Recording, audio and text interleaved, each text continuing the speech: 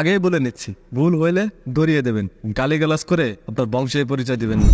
বাংলাদেশ ফিলিস্তিনের পাশে সবসময় আছে, ভবিষ্যতেও থাকবে।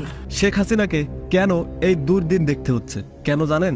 এই আমেরিকা একের পর এক ধ্বংস করে আসছে, Russia, Myanmar, Belarus, Iraq, Afghanistan. Sheikh হাসিনার দোষ কোথায়? দোষ সে যেভাবে ইসরায়েলের বিরুদ্ধে কথা বলেছে। বাবা তার সন্তান, নিহত সন্তানকে নিয়ে পিতা। ফিলিস্তিনের জনগণের অধিকার আদায়ের লক্ষ্যে আমাদের প্রচেষ্টা অব্যাহত থাকবে। বাংলাদেশ ফিলিস্তিনের পাশে সবসময় আছে, ভবিষ্যতেও থাকবে। বিশ্বের বড় বড় মুসলিম নেতারাও এমন সাহস করে কথা বলতে পারেনি। এটাই হচ্ছে শেখের বেটি। কই বাংলাদেশেও তো বিএনপি থেকে শুরু করে অনেক ইসলামিক নেতারা ছিল, তারাও কখনো ফিলিস্তিনের পক্ষে কথা বলেনি। ইন্টারনেট ঘেটে, গুগল ঘেটে তাদের একটা ভিডিও ক্লিপও পেলাম না। একমাত্র শেখ হাসিনা ছাড়া কেউ কথা বলেনি। বিশ্বের যেখানে গেছে সেখানেই ফিলিস্তিনের পক্ষে কথা বলছে। About Gaza, we always against any genocide. What is happening in Gaza, I feel it's a genocide, so we never support it. The Gaza people, Palestinian people, they have the right to live. আর এটাই মনে হয় তার সবচাইতে বড় দোষ।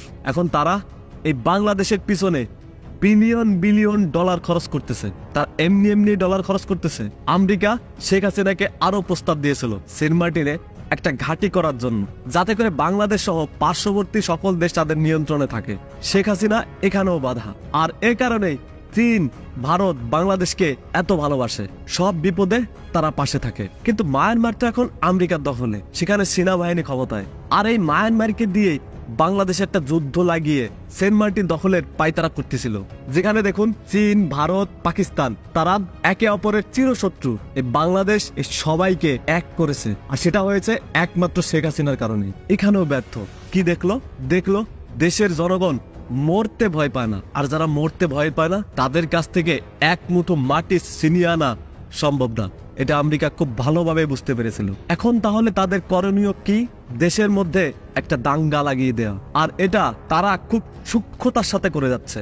আমরা এক দফার সিদ্ধান্তে উপনীত হয়েছি, এই সরকার কোনোভাবে আর এক মিনিটও ক্ষমতায় থাকার বৈধতা রাখে না। আর দেশের জনগণ হুজুগে হয়ে তাদের পাতা ফাঁদে পা দিচ্ছে। দেশের স্বার্থে এখনো হুঁশ ফিরিয়ে আনুন। আমরা সকলে এক হই, কোনো অশুভ শক্তি যেন আমাদের ছুঁতে না পারে। সকলের শুভ বুদ্ধি উদয় হোক। দেশবাসীরও জানা উচিত যে আমি কখনোই আমার দরজা বন্ধ করিনি। গণভবনের দরজা খোলা। যখনই এই আন্দোলনকারীরা কথা বলতে চায়, আলোচনা করে সমাধান করতে চায়, আমি তাদের সাথে নিজেই বসতে রাজি। আমি আবারও বলছি যে আন্দোলনকারীরা যদি আলোচনা করতে চায়, আমি এখনও রাজি। যে কোনো সময় তারা আসতে পারে, আলোচনা করতে পারে, দরকার হলে তাদের গার্জিয়ানদের নিয়েও আসতে পারে।